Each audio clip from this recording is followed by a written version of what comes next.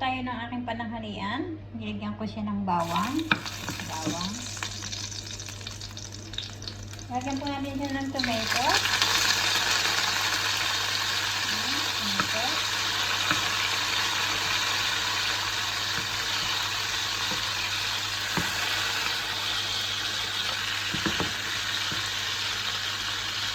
Lagyan po natin ang mushroom.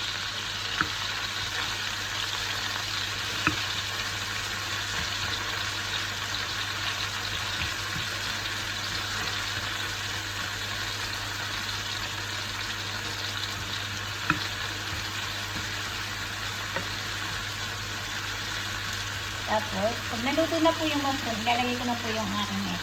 That's for today, mga kasisi. Ulam po pananghalian.